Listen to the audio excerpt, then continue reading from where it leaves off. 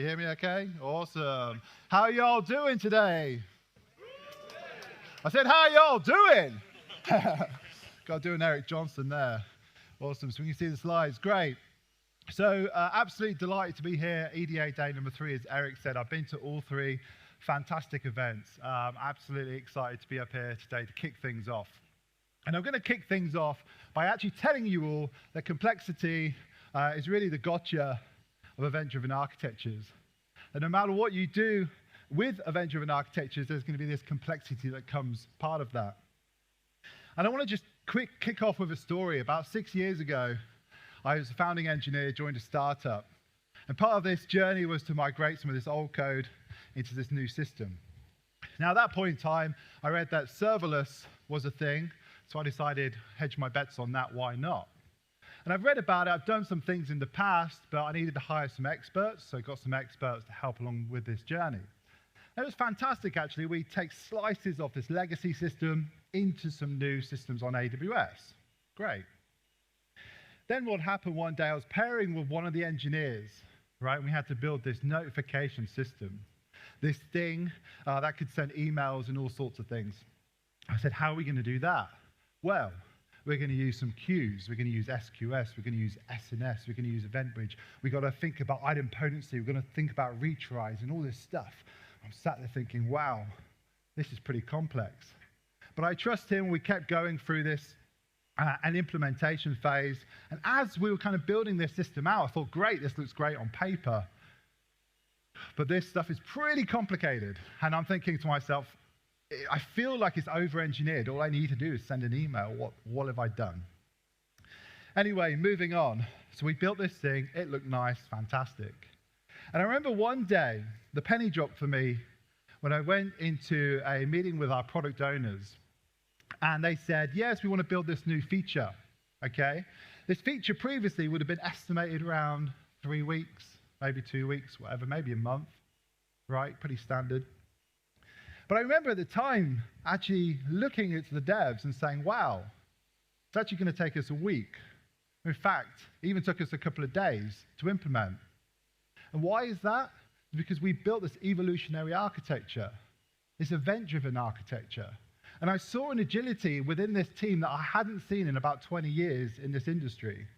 This speed that we can get with this evolutionary architecture is fantastic. In fact, I was so buzzed by the thing that I spent the next 5 or 6 years spending my career now just diving into EDA, diving into this space, this agility, and everything that goes along with it. And the thing is about these architectures is when we talk about event-driven architectures, we often talk about the potential of event-driven architectures. We talk about resiliency, fault tolerance. We talk about scalable systems, loosely coupled systems, okay? And I'm thinking to myself, where are my passionate nerds? Where are we? Where's everything happening? The stuff, that agility, that thing I felt. Why aren't we speaking about this more often? And what I realized with event-driven architectures is there is a sea of complexity that masks the potential. That complexity, no matter what you do, distributed systems, this evolutionary architecture, EDA, that complexity will be there. Okay, there's no getting away from this. But my question is, what happens if we can manage this complexity? Okay, if we can put guardrails in place, manage this thing, then I believe we can get the full potential of event-driven architecture. That feeling that I got with these systems, the feelings that I see customers getting now, is available to all of us. But what we need to do is put these guardrails in place. And this is what we're going to be looking at in this talk today. Be diving into that potential, diving into managing complexity. And my promise to you at the end of this talk, be things you can take away and action in your organization, your business, for your customers, and hopefully feel this agility and the speed that I felt. And I've distilled it into one thing here, really, is that without managing complexity, okay, is that you will never reach its full potential. And I honestly believe this after 6 years of diving deep into that. So, 3 points to this talk. Number one, the potential of event-driven architecture. Let's dive into what I think of static architectures and evolutionary architectures. Number 2 is about guardrails. 3 things you can put in place today to help you manage this complexity. And the third one is the biggest gotcha of them all. No matter what you do, this thing will come and get you. It's out there, and it could even bring down your EDA. Okay? And I'm going to end with that one. So are we ready? Awesome. So first of all is the potential. Okay? And I remember 2 years ago, I went to my first re:Invent as an AWS employee. And I remember at that stage, imagine 50,000. Who's been to re:Invent, by the way? Awesome, yeah, 50, 60,000 people walking around Las Vegas. It's a weird sight to see, to say the less.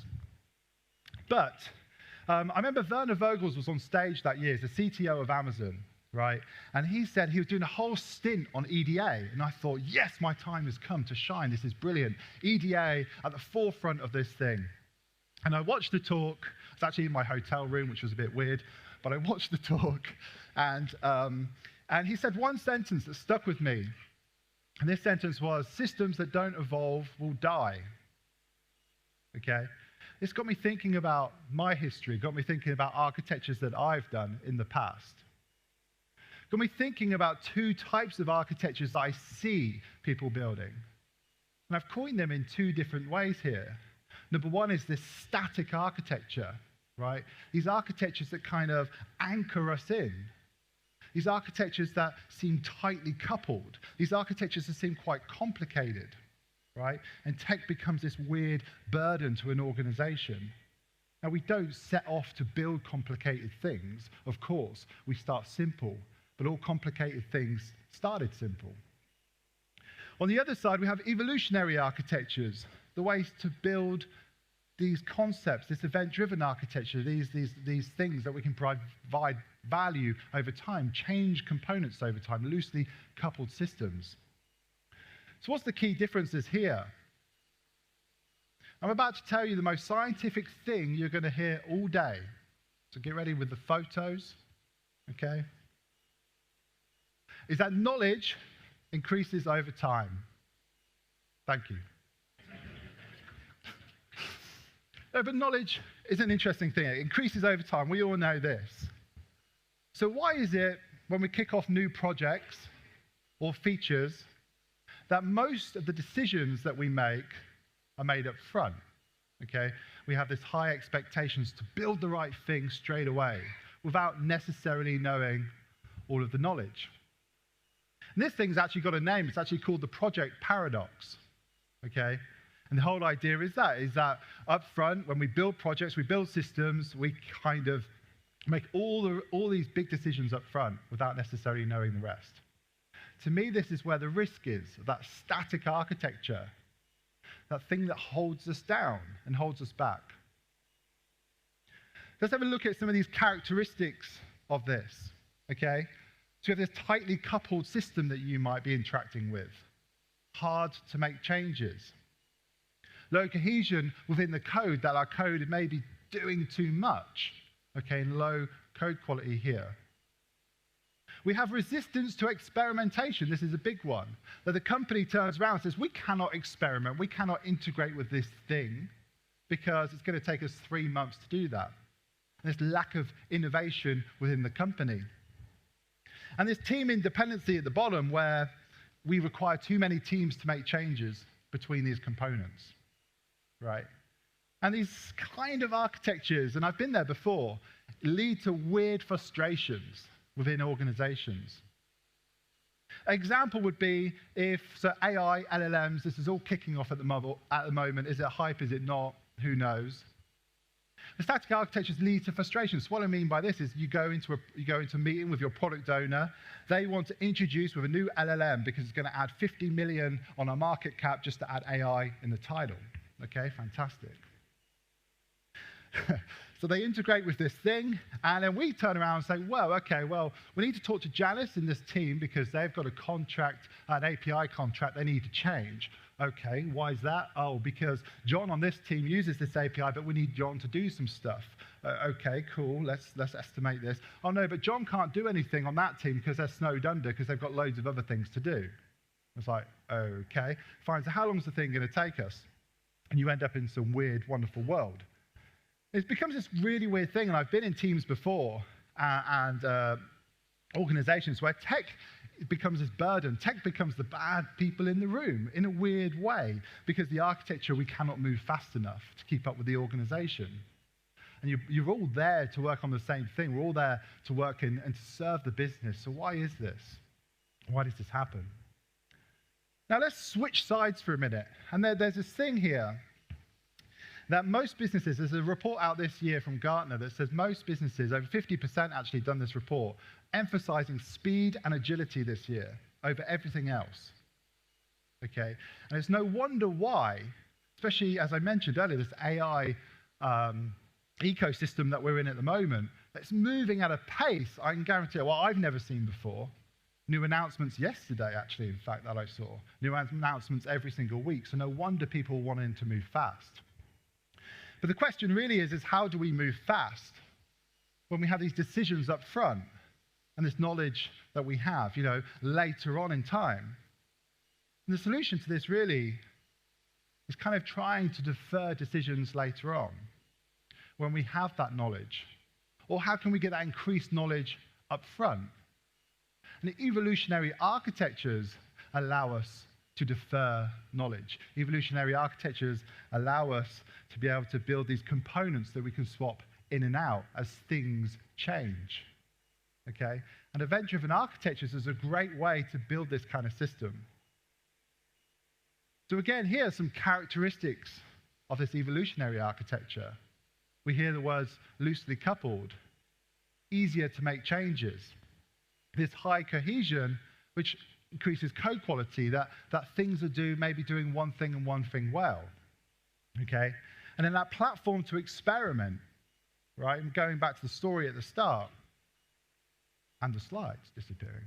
Go back to the story at the start where we had the agility, right? Being able to actually listen for events. Events are already being raised because we're event-driven.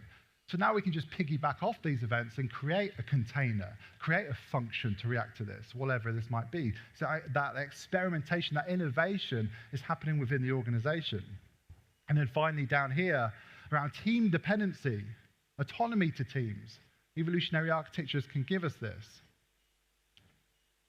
And the fantastic thing about evolutionary architectures that I've seen, I see a lot of customers doing, is it leads this innovation. Again, going back to that meeting with your product owner about introducing new AI, LLM models as an example. Well, we're already raising these events, so we can just consume these events and test something pretty fast. Okay? We can find these events if they're documented and do this. And you end up in this weird and wonderful world, as I mentioned at the start, which is this agility, right? This speed that, again, I've never seen before, but it's possible with these type of architecture styles. So the difference here really is that static, that thing that anchors us, that complicated, that tightly coupled systems, versus what the potential of EDA can give us. EDA or evolutionary architectures can enable our systems, right? But there's one big problem with this. There's one big problem with evolutionary architectures, okay? And the problem is that they, in fact, increase complexity.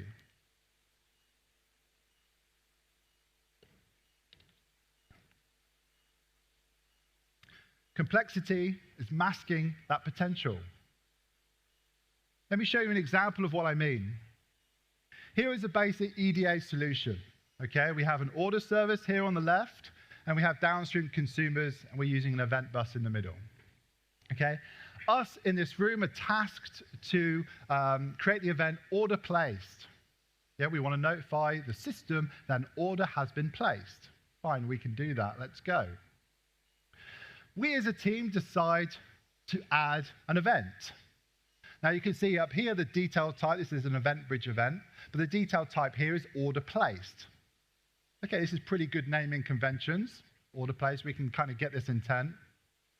We have the source here, which is like the domain. Okay, it's the order's domain. This is following some kind of cool practice, I guess. And down here, we have the detail, the envelope, the message in the event. Now, we as a team decide to put the order ID and the user ID in here. Okay, downstream consumers, the order has been placed. Here is the user, and here is the order. Fantastic. Great. We move on with our lives. We did a good job. Well done. Down here, 3 weeks, 3 months down the line, we have the order cancelled event. Okay, well, we've done this before. We've done the order created event before. We can do this again. Fantastic. In fact, we can copy and paste some code. Right? In fact, we can create the message. So we have the order cancelled. Great. It's a part of that order's domain. Great. We had a reason in here. Okay? The reason is no longer needed. Okay, maybe consumers can do something with this. Maybe an email to say, why did you cancel your order? Because you told us it was no longer needed. Order was cancelled because of type TW. Hands up if you know what TW means. One person. First person ever I've seen. Rock on. But TW, I don't know what TW means. I create the slides, right? So I'd like to know what it is. But the idea here really is that implementation details, right, have started to leak inside our events. Complexity, they started to show up within the messages. But anyway, we move on. We have a user object, actually. A bit weird. Last time we had a user ID, but now we have an object. But it has the user ID in there, has the first name and last name in there. Why not? Should consumers actually be able to read this information? Is this sensitive information? Don't know, don't care. We carry on. We're on a roll. We create the order updated event. We keep going. Okay? And then what happens after all of this is we take a step back. We go to our meetings as developers, as architects, as EDA evangelists. We start drawing boxes on diagrams, on whiteboards. We pat ourselves on the back. Fantastic. Look at what we're doing. This is awesome. In fact, other teams start to listen, and they say, yes, we want some of this. We want some of these channels, these brokers, this Kafka, these queues, all this stuff that I've seen you do. I want some of this. So we start to build on top of this. In fact, more teams come along, more systems, more boxes. We pat ourselves on the back because we created this system, this evolutionary system. Right? We have boxes and channels. We have things happening. But I can guarantee you that all we have done, all we've managed to achieve here, really, is this. Is this kind of big ball of mud with event-driven architectures. Okay? It's an interesting thing, and I see it time and time again, and people kind of talk about areas of this. It's because complexity itself actually lies between the boxes, between the lines, between the producers, consumers, and channels. Okay? So let's talk about complexity. Complexity is an interesting thing. Complexity kind of grows really fast, in fact. So here's an example. Simple example. We have 3 nodes and 3 channels. Okay? There's 3 of us in the pub talking to each other. That's 3 levels of communication. 3 people in an organization, 3 people in a meeting, 3 nodes, 3 microservices, 3 computers talking over TCP, whatever this might be. Pretty simple. We introduced 2 more nodes. Not a lot, just 2. Now we have 10 channels of possible communication. Again, then people in the pub, in the meetings, the nodes, the computers, whatever it is. 10, that's not too bad, maybe. We had 2 more. We go to 7. Okay, 7's not even that much. Then we have 21 different channels of possible communication between these things. Right? And as you go on and on and on, this complexity can grow pretty fast. So what we tend to do is we lean into event-driven architectures, okay, to help us manage these layers between, control communication using messages between these different channels, between these different nodes. And if we have a look at this, It starts off pretty simple, right? We have one node, A, we have a channel, messages, downstream into B. Now, when we look at this on paper and we draw this on a whiteboard, this is pretty simple. But in fact, complexity lies within the details. This is actually quite complex in ways. We have A and B, unclear domains here. What are the domains? What are A and B? We have here schema definitions. How do we evolve our events? What's in our events? What's in our messages? Right? And this is super important. Complexity lies here. We have coupling through consumption. Right? Even how you consume your events as a consumer raises complexity and risks of complexity here. And then between the nodes, between the domains, even language that we use in the organization, complexity can rise and be here. Which is an interesting thing, as I said at the start, that complexity that we get with EDA just masks this whole potential. So what can we do here? Is in fact we can actually implement and control complexity with certain guardrails that you can put in place, okay, to manage it. Because it is there, whether you like it or not, so why can't we put some guardrails in place to manage this complexity? And there's three things we'll be speaking about here, which is about behavior versus implementation. This is an interesting thing with EDA, is that the event-driven architecture, the barrier is getting reduced. Okay, we've got SaaS offerings, we've got serverless offerings, we've got all sorts of things.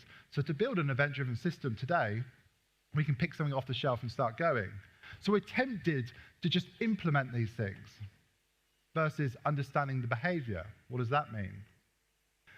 What about evolving events, event strategies, evolutionary strategies? These are guardrails you can put in place. And equally at the end, we have coupling strategies. What can we look inside domain-driven design to help us here? So let's start off with the first one, which is this, that behavior versus implementation. Okay? And this is the thing, when you go away from EDA day to day, most of you are already building event-driven systems, and if you're not, you might be tempted to go away, pick something off the shelf, and actually go for it. And as I said, that barrier to entry is pretty low these days, which is fantastic for us. But there's a thing that happens with this implementation-first mindset. This thing that happens when you start going this route. So here we have value over time, and what will happen is when you start building, is you have this initial bump in value. I'm building an evolutionary architecture. This is fantastic. This decoupled stuff. I don't have to worry about the broker because it's managed. All I have to do is raise an event. We have our initial producers and consumers, and we're adding consumers, okay, over time. But what you'll tend to notice is that value tends to plateau, right? That value that we get, that we initially got, that bump, is there, and you will see that, and it's fantastic, but it tends to plateau. And why is that? Well, again, when we map complexity over this thing, over that implementation phase, is that complexity in EDA actually rises pretty fast. Okay? In this example, we have our initial producers and consumers. And as time goes on, assumptions may be made. We have wrong boundaries and wrong domains and schema evolution and coupling. All sorts of things tend to happen along this journey.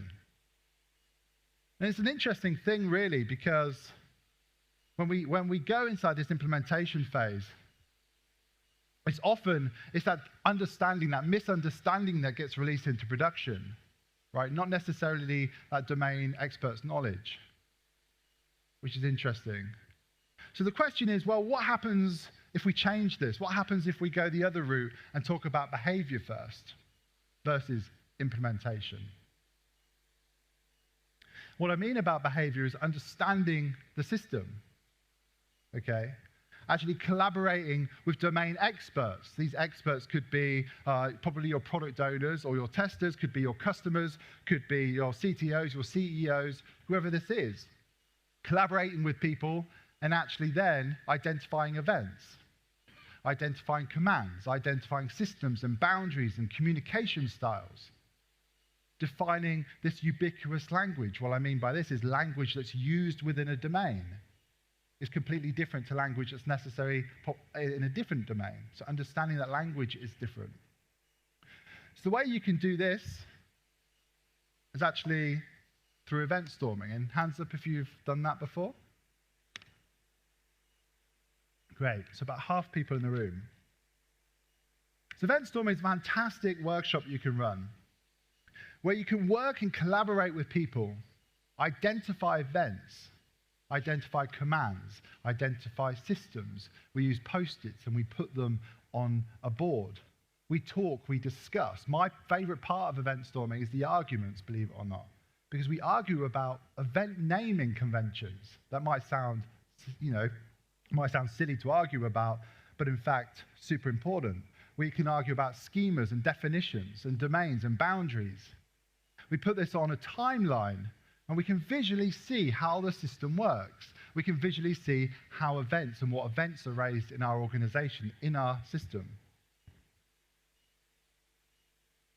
Here's an example of one I did last year, which is a car parking system, okay? The whole idea is you're in your car, and you pull out a ticket, and then you go, hopefully, park your car. So you park your car, and then you've got a system online to extend it. Hats off to systems that allow you to do this, by the way. I love them, especially with kids. And then you have a system over here that expires sessions, okay? So you can see up here we have a system, the ticket machine. You can see here we have a command, create new ticket. A command in an event-driven system represents intent. A command can be rejected. No, we are full. We can't do that right now. Your EDA architecture will have commands as types of messages. We have events at the bottom that the car park ticket was created. Okay? We draw boxes around them. We've grouped that inside a particular domain called car park. Again, we have parking sessions, expire sessions. We have a timeline on the bottom. And I can guarantee that most of you haven't probably seen this slide before, right? But I can guarantee most of you here can probably go away and build something that represents this. And this is what I mean about that behavior-first thinking, is that shared understanding. Remember what I said earlier about decisions being made up front without that knowledge, is we can pull the knowledge up easily by doing something like event storming. The first takeaway here really is to manage complexity is to think about behavior-first thinking, okay? It's so tempting to just go ahead and implement, and there are benefits to that, don't get me wrong. You will understand your domain if you go and implement and do these things, okay? But there is huge benefits to just coming together and have that shared understanding of your system. That's number one. Number two is around event evolutionary strategy, okay? Many people trip up here. As you're building events, is how do we version them? What options do we have, okay? This often comes later on when you're actually getting caught up in the details and that complexity. And the question is, well, why do we care about events in the first place? As a business, as an organization, as tech folks here. And the best analogy I like sharing is that events tell a story, okay? If you think about, for example, what time did I wake up today? It was 6:45, actually, pretty early, too early. And how did I get here? Did I walk in the rain? Did I get an Uber? Did I use an umbrella? Or what? Who did I talk to today? Or what did I have for breakfast? Did I have tea? Did I have coffee? All these events that are going on. The whole world itself is asynchronous, right? And events are everywhere. And think about your systems, your architecture. Okay, what did the customer do? Did the customer check out? Did the customer drop off? Did the customer buy something? Why didn't they buy something? What time did they drop off? How long were they on the website? All this information your businesses will be interested in. Every organization I've worked in the past, everyone is interested in events and data. Then equally on the other side, we have state, tables, right? If you were to query me, which sounds really weird, but if you were to query me right now, you'd say, Dave is on a tour in London giving this talk to the lovely people, okay? Modern applications have both. So events are important. Now, events themselves evolve, okay? You will not do your event storming session. You will not do your first event and it will stay like that forever. Your organization changes. Things change around us. So you'll say to yourself and you'll say to your team, we're going to follow Semver versioning. We're going to version our events. Fantastic. How hard can this be? Version 1, 1, 2, 2. Okay, let's scale it out. We have hundreds of events. We have thousands of events.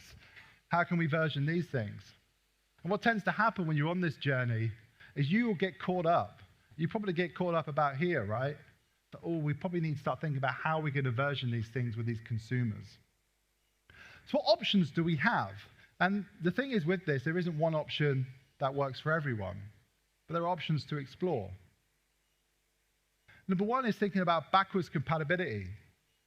Okay? Maybe this is what you want to do, that ensure older consumers can still process the events with new schemas. Or here in the middle, we have optional new fields, which means add fields with default values in your schemas in your events. Okay? Or down here on the right, it's actually parallel versions. We are going to release version number 2, but we're going to still release 1.5 until consumers migrate off of this. This is a strategy that you can use. When you dive into this section about schemas and evolution, even APIs, there is a law. This is Postal's law. Has anyone heard of this one? Oh, a few hands. Many people bring this up, and this is a very interesting way to kind of ground yourself, I believe, which means be conservative in what you do and liberal what you expect from others. And this may help you. Let's have a look at an example. Okay? So be conservative in what you do. What we mean here is, why don't we keep the events simple to start with and evolve them over time? In theory, there is nothing wrong with this. There are trade-offs with this.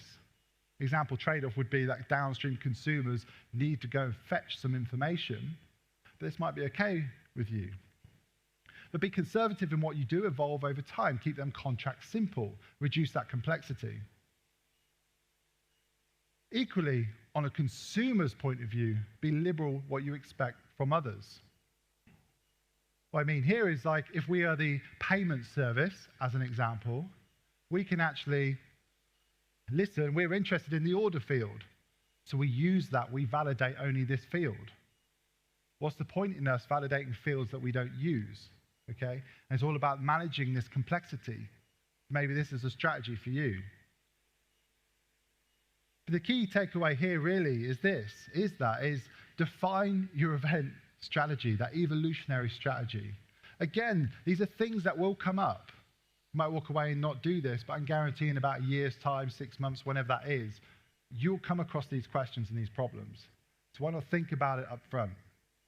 And again, manage this complexity. And the last one here really is about consumers. Okay? Consumers of events. Again, hidden complexity in here, believe it or not. So if I place the order placed event, let's go back to that example, and I notified you all that the order has been placed. You say, thank you very much. I can now do what I want as a consumer. I'm empowered. This is fantastic. You, by default, are a conformist. Okay? You are conforming to this model, to this event, to this payload. Now, this might be okay. You might be okay with this, that you take this orders domain, that ID, that whatever it is, that whole payload, this model, and you consume it.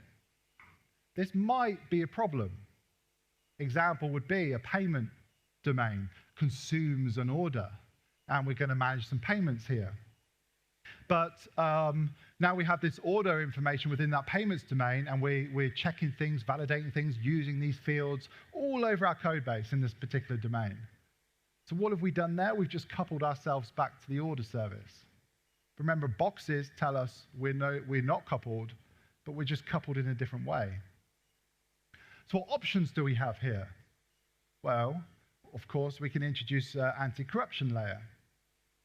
So as the payment service now, what I can do is take that orders model as a consumer and protect my domain. No one in here needs to know about orders. That language of orders, no one needs to know about this. I can create a barrier between this domain. So now I can map into something I understand, that we understand as a team. Language is different between domains. Okay? What other options do we have? We have here the open host service. This actually pushes back onto producers. It says, no, we agreed a contract up front. We agreed a public language in our organization. You have to do the mapping into this. Okay? You have to transform that order into something else we all understand. These are from domain-driven design. It's called bounded context mappings. There are tons more out there, but I guess I highly recommend to dive into this. I have resources at the end with loads of this information in. I highly recommend diving into that and understanding these can help you. You might be saying, okay, well, which one do I use if there are 12 different ones, or even here, 3 different ones? And it really depends on the level of communication that you want. Okay? So an example up here would be the conformist pattern. So we're conforming to this model that requires high level of communication between the teams. Right? So I've just changed the field. Fantastic, thank you very much. I'm going to break something. Fantastic, very much. Requires high levels of communication between teams, which might be okay. Or you might want lower communication between teams. You might want to go for open host service at the bottom. We agreed that contract up front, which is completely different. Okay? So depending on that level of communication depends on what you want to do here. Also, the interesting thing is that change and distance actually couples us and introduces complexity. Distance between components, distance between domains. Example here would be private events versus public events, private events versus integration events, which you'll hear. We're all using the same brokers, Kafka or RabbitMQ or whatever, doesn't matter. We're using the same technology. On the surface, it looks fine, but the context is completely different. Okay? Going back to this one, private events. So we are the order service team. I've just raised something with type TW in it. That's not a problem. Implementation details are not a problem because we, as the order service, know and understand this schema. We understand the language in the event. This is fine. Don't worry. On the other side, we have public events. I'm going to notify other people that something has happened. Even to the point, I'm going to notify other systems, external systems, that we can use events for and messages for, that things are happening. It's completely different to private events. Requires much more nurture and understanding between the two.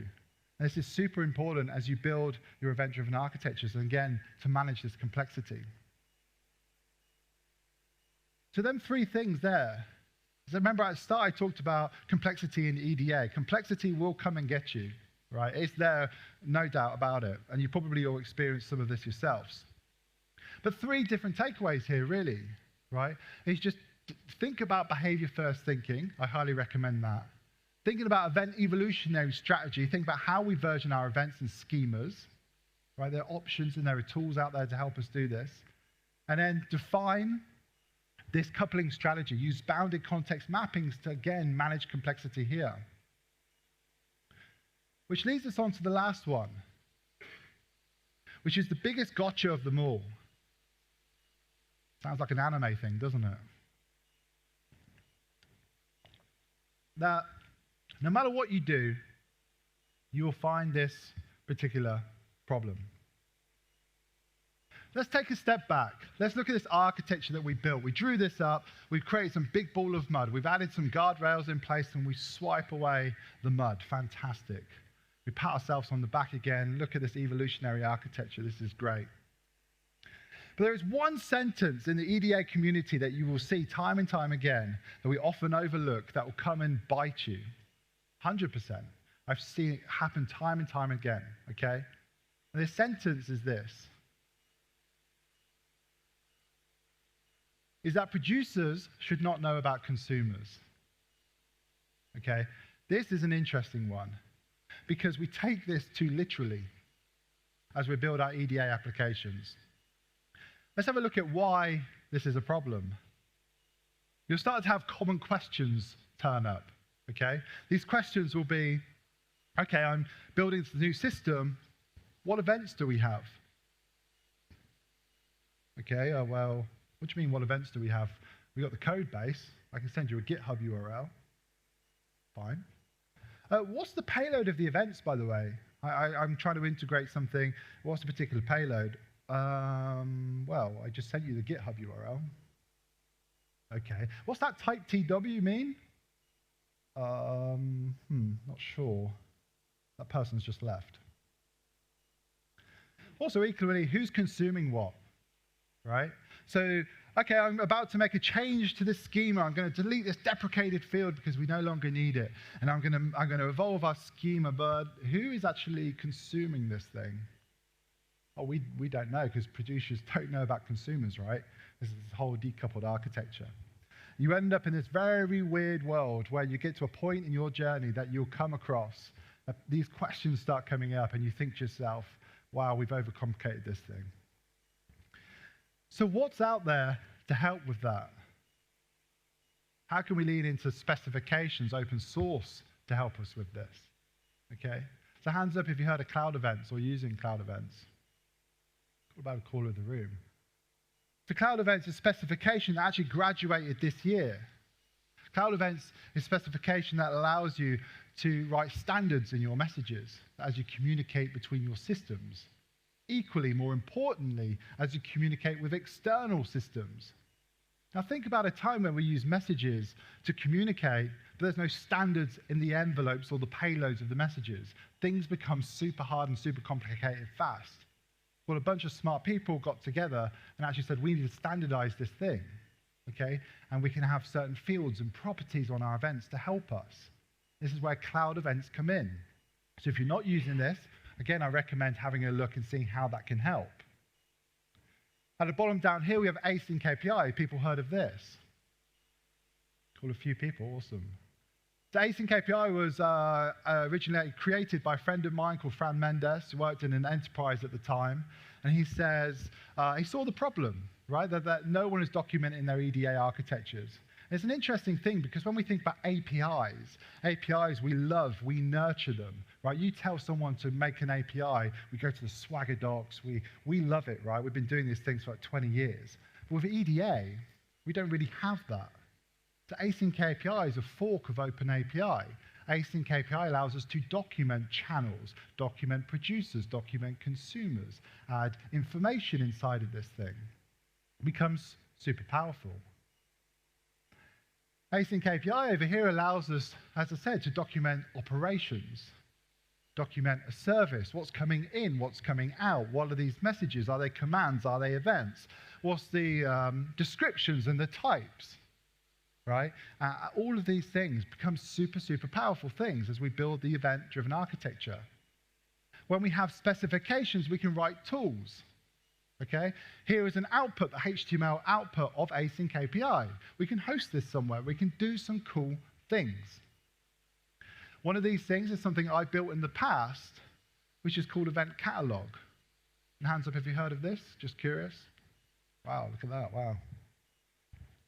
Event Catalog is a tool I built 2 years ago because I was super passionate about this problem. It's a huge problem in this space. Again, even 2 years at AWS, I just hear many, many customers coming up with these kind of problems. Event Catalog actually is an open source tool that can help you. It's built on async API. You can integrate with async API. It allows you to document your event-driven architectures using things like Markdown, using things like custom components. The great thing about, as we know, producers and consumers, we can start to visualize them, okay, and share this information. We can start doing versioning of events and documentation as things evolve. We can download schemas or view changes. We can also have domains and map things over, okay? So I chucked this out there a couple of years ago just as an idea, and it seems to be solving this particular problem. And Event Catalog, actually version 2 is coming out. I'm building this with the community. We're building this out next month or the month after. But this allows you to do is document messages, commands, queries, and events. Allow you to version anything, schemas, allow you to version domains and services. Supports any broker in the world, Kafka, RabbitMQ, or anything, because it's just markdown files. Anyone, hopefully, can write a markdown file. And my plea to you really here is just like, if you're interested in this space, come and join us as an open source community. Over 600 people on Discord, 13,000 created so far. So if you're interested in this space, I can't do it alone, so I just need help. So if you're interested in that, feel free to join. But what I'm getting at here is that we have to manage complexity. And in this final bit is, I know documentation sucks and some people hate it. I personally love it. I'm a super geek around it. But documentation can help right? Especially with your event-driven architectures. You'll get to a point, I can guarantee it, and if you don't, then come find me. I'd love to hear why. But you'll come to a point where people just don't understand who's consuming what schemas are, how do we consume it, all these things, this complexity. And with that, I just want to summarize everything we spoke about. At the start, I spoke about this whole idea of complexity. I spoke about in this startup that I was at, building this stuff, this evangelism, this thing that I saw, this energy that I saw was fantastic, right? And to manage to get the full potential of EDA, we have to manage complexity. It will be there whether you like it or not, so you can put guardrails, you can put things in place to manage this. We can design for evolutionary architectures. Think about static versus evolutionary. Think about behavior versus implementation. These things can help. We can put guardrails in place. I spoke about 3 in this talk. There's many more in the resources at the end. Okay? Put guardrails in place and think about these things that are going to come and get you, but solve them now. And equally, about documentation, this can help. Because ultimately, what we want to do is control that complexity, right? Maximize this potential. And I hope today at EDA Day, you will find talks here, you will mingle among yourselves, and you will be inspired to actually drive some of this forward, okay? And go away as EDA, as like champions, as evangelists, as specialists of event-driven architecture. You're in the great place to do it, and I really recommend you take that and enjoy your day. So with that, I just want to say thank you very much. Here are the slides. Here are the resource packs at the end. This is all on GitHub open source. And thank you very much for your time. Really appreciate it.